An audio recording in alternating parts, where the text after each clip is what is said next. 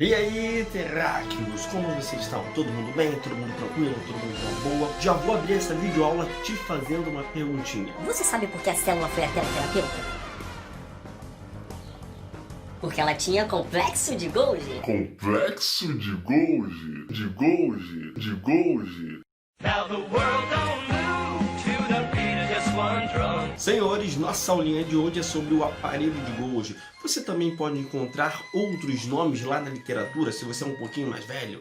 Então, ele também é chamado de complexo golgiense ou complexo de Golgi, mas o nome mais usado hoje é aparelho de Golgi. E ele é uma organela membranosa que vai ser encontrada apenas em células eucariontes. Você não vai encontrar lá nas células procariontes, lá nas bactérias. O aparelho de Golgi está envolvido em algumas funções celulares muito importantes. Uma delas é a secreção de substâncias. E se você quer entender um pouquinho mais comigo, depois da vinheta.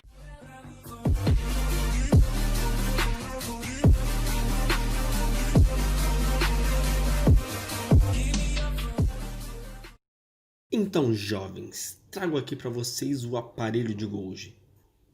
Se você reparar, ele é um conjunto de bolsas achatadas, formadas por uma membrana, formadas também por membranas lipoproteicas. E cada bolsinha vai receber o nome de cisterna. E essas cisternas ficam empilhadas umas sobre as outras, parecendo um monte de prato. Se a gente pensar em células animais, o aparelho de Golgi está localizado mais ou menos na região central da célula, ali pertinho do retículo endoplasmático granuloso, pertinho dos centríolos, que estudaremos nas próximas aulas. Segura aí, fica tranquilo. Ok. Agora, pega um pedaço de tijolo, pega um caderno, um pedaço de carvão, porque lá vem um monte de informação para você. Se liga. Aqui, nas células animais, o aparelho de Golgi pode ter centenas dessas cisternas empilhadas umas sobre as outras. Agora, quando a gente pensa em células vegetais, isso não vai acontecer. Na verdade, nas células vegetais, existem poucas dessas cisternas. E elas podem estar espalhadas pelo citoplasma, podem estar perdidas.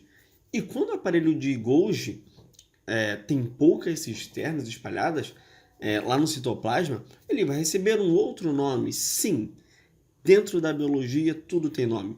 Ele vai se chamar de dictiosomo. Então tu já sabe, se você olhar uma célula vegetal e não ter o nome aparelho de Golgi, você pode procurar por dictiosomo, que vai ser a mesma coisa. Agora, pensando em funções. Primeira coisa, existem várias funções.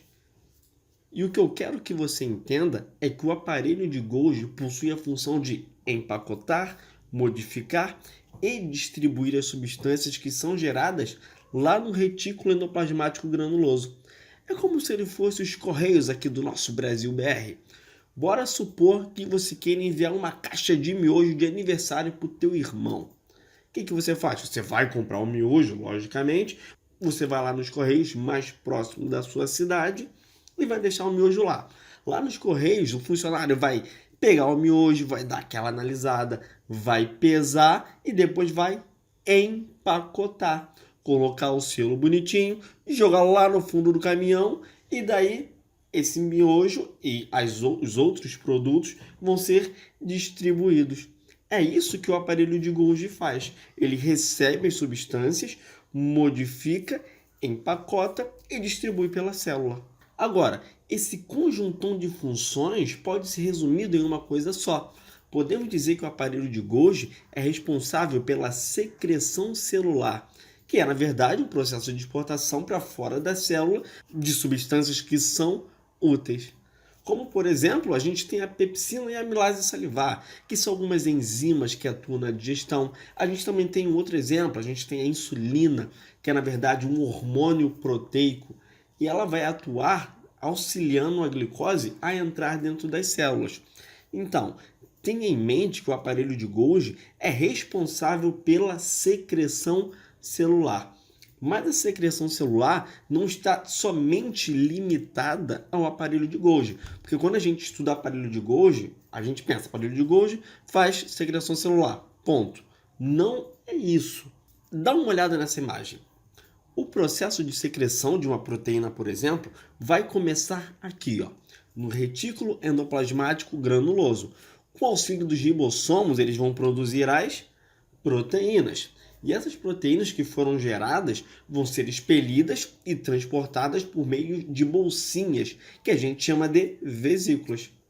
E essas vesículas têm um nome. A gente chama essas vesículas de vesículas de transição. São as vesículas que direcionam as proteínas que saem do retículo endoplasmático granuloso e levam até o aparelho de Golgi. Lembra que eu te falei que o retículo endoplasmático granuloso está sempre pertinho do aparelho de Golgi? Então, isso facilita o transporte entre as duas organelas. Essas vesículas de transição sempre serão direcionadas ao aparelho de Golgi e vão se fundir a essa primeira face aqui, ó, que a gente chama de face cis ou de face formativa. E ela sempre está voltada para o retículo endoplasmático granuloso. Facilita a entrada. Aí depois que o conteúdo proteico entra no aparelho de Golgi, ele passa de cisterna em cisterna, ele passa por essas membraninhas, por meio de pequenas vesículas ainda, aquelas pequenas bolsinhas, sofrendo uma série de modificações. E se, por exemplo, essa proteína receber uma molécula de carboidrato? Ela pode ser modificada em uma glicoproteína. Depois dessa proteína passar de cisterna em cisterna, ela chega na última, que a gente chama de fase trans ou fase de maturação.